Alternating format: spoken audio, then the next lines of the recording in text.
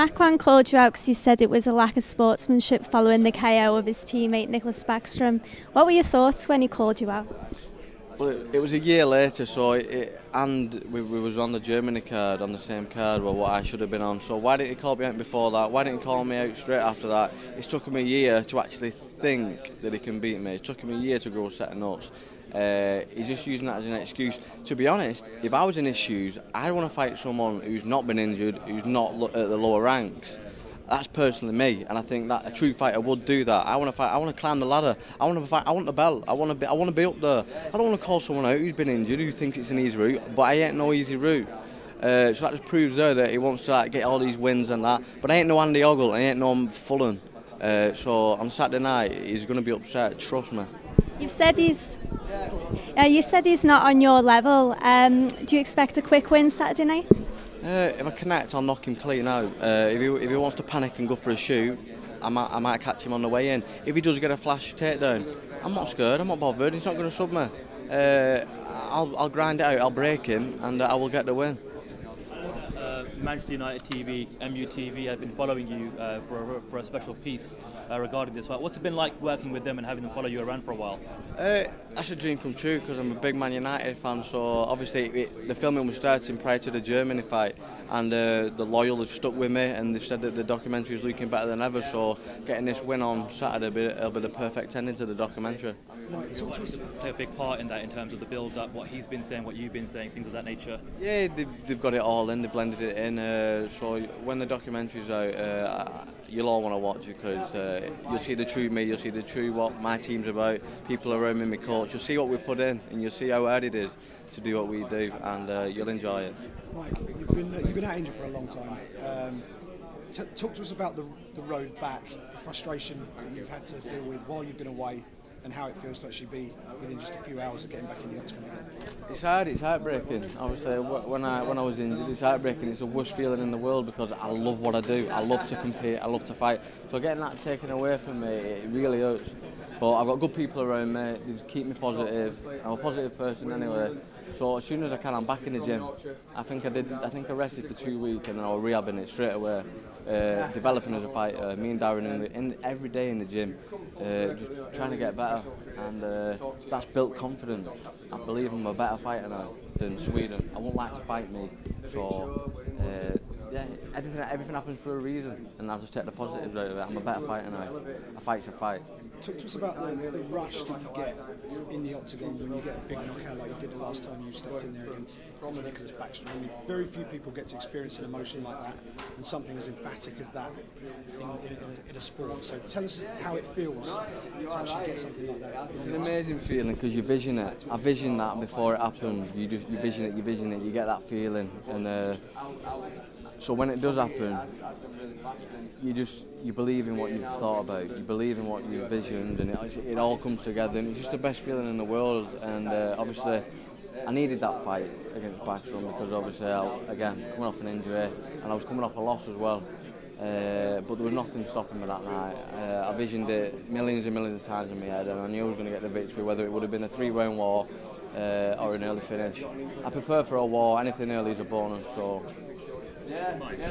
things got pretty personal last night with some tweets between you two. What did you make of him going down to sort of call out your girlfriend on that kind of level? Well, obviously, if he knows that I've got a mint girlfriend, which I have, he's been doing a bit of stalking, hasn't he? So he's like, what are you stalking me social media for? Go and train in the gym, you whopper.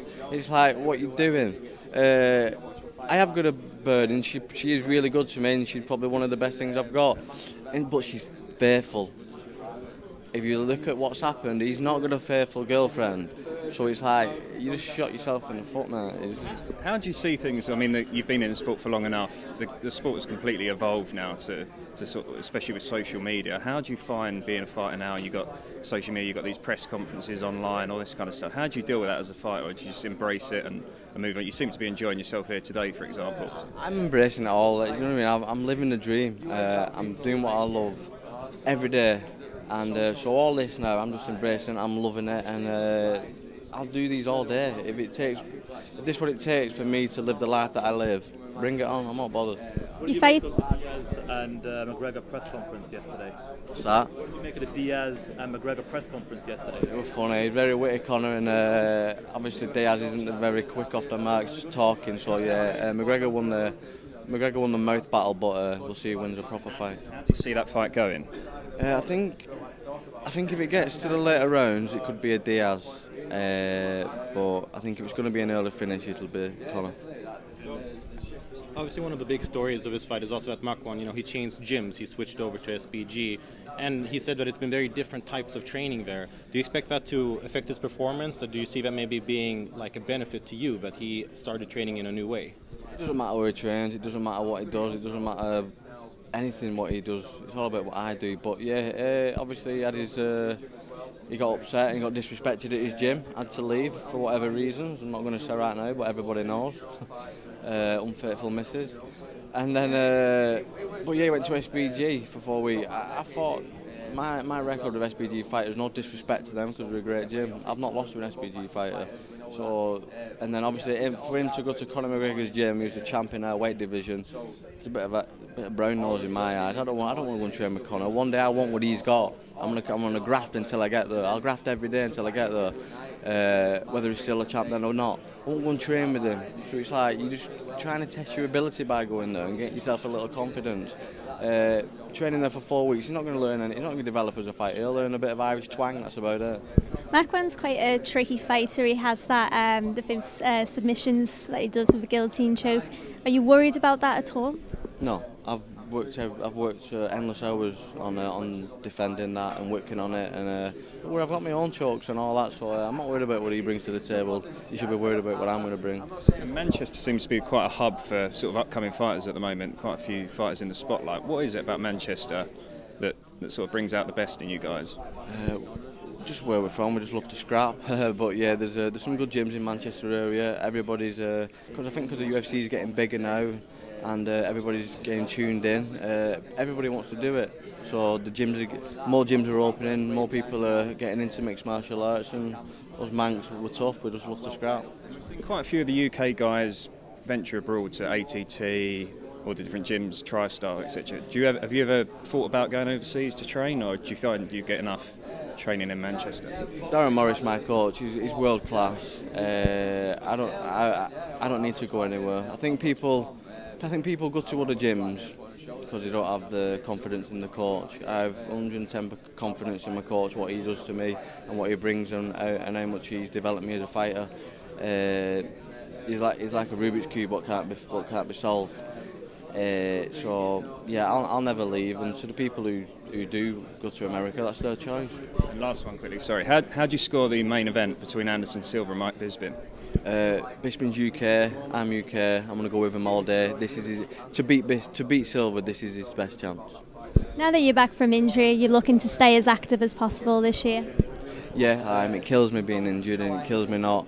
Obviously, I've not fought as much as I want to. My bank balance isn't what I want it to be, but that's just the life of being a fighter. You have your ups. I've had more downs than what I've had ups recently, but the high what I'll get on Saturday night will be with all the lows, and I want to make up for lost time this year. So I want at least three fights, 4 if I can. It seems like some of the reason that Makwan's been a little bit irritated at you is that, he says that you got Nicholas Bexton with a few extra shots when he was down that were unnecessary. Looking back, do you maybe think like, maybe the heat of a moment, made it hard to stop, or do you feel like he's over-exaggerating? He's over-exaggerating. He's complained about it a year later. You're a year later, pal. It took you a year to grow a set of notes for it to call me out, but he's called me out at the perfect time. Obviously, like I said previously, why would he want to call me out a year later? It's not for that reason whatsoever, for the back strong. You know what I mean? The ref should have pulled me off earlier or what. It is what it is. Who cares? The reason he's called me out is because he thinks he's taking an easy route, because he don't want to face anybody on the higher ladder. I don't want to do that. I want to win this fight, and I want Max Holloway. I want Dennis Silva. I want Chad Mendes. Does it ring any bells? Do you know what I mean? Why is he not doing that? Why is he going for the person who's been out, who's just who's been injured, who's obviously not in the limelight? Why does he want that fight? That's the real reason. He don't want tough competition. He don't feel ready, and he's messed up by choosing me. Trust me. Do you get a sense of deja vu? Because Nicholas Bäckström also said things that, like, you know, you have to put on a superhuman performance to beat him. He was very underestimating of your skills. Seems like Mach 1 is also underestimating you quite a bit, both standing and on the ground. Yeah, they do. Backstrom did it, and look what happened to him. And the same outcome will happen on Saturday night. He's caused all this beef, or whatever you want to call it, but you don't even bring it. I'm not asked what you bring. If you're going to bring your mouth, if you're going to bring a scrap, I'm game all day. I'm not bothered. Speaking of Saturday night, obviously you're fighting on home soil. How do you expect the crowd to be? Oh, I'm just visioning cheers and I'm just loud. I'm used to boos, to be honest. So boos to me are cheers now. But yeah, to 20,000 people or whatever. The show got sold out in under 30 minutes. It's live on Fight Pass. Walking out to this, it's going to be a memorable moment of my career, and I'm just embracing it. I'm loving it. Thank you.